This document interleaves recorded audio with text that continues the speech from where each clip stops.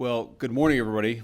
And let me say a couple of notes of appreciation. First of all, to the Prime Minister of Pakistan and to Field Marshal Munir, who were both incredible hosts.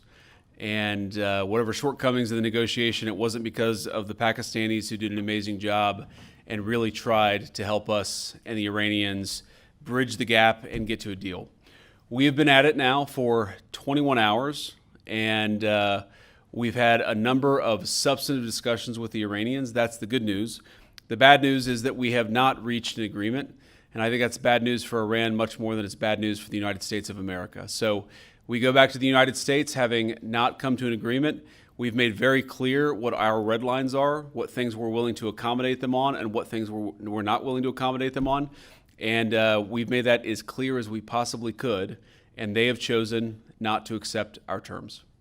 Questions? Sir, Nick Robertson from CNN. Precisely what have they rejected here? Can you help us understand it a little bit? Well, I won't go into all the details because I don't want to negotiate in public after we've negotiated for 21 hours in private. But the simple fact is that we need to see an affirmative commitment that they will not seek a nuclear weapon, and they will not seek the tools that would enable them to quickly achieve a nuclear weapon. That is the core goal of the President of the United States, and that's what we've tried to achieve through these negotiations. Again, their nuclear program, such as it is, the enrichment facilities that they had before, they've been destroyed. But the simple question is, do we see a fundamental commitment of will for the Iranians not to develop a nuclear weapon, not just now, not just 2 years from now, but for the long term? We haven't seen that yet. We hope that we will.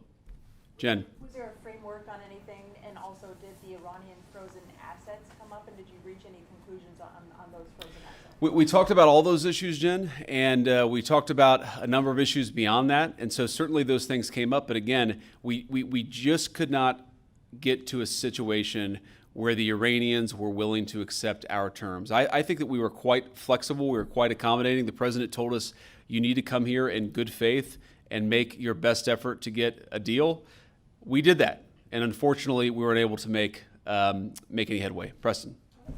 Mr. Vice President, how often did you communicate with President Trump throughout the negotiations? There were reports that there were multiple rounds, where there were breaks in between negotiations. How often did you communicate with the president throughout those rounds, and what was he saying as you were going through these negotiations that you said fell short? Yeah, obviously we were talking to the president consistently. I don't know how many times we talked to him, a half dozen times, a dozen times over the past 21 hours. We obviously also talked to Admiral Cooper, to Pete, to Marco, to the entire national security team. We talked to Scott Bessent a number of times.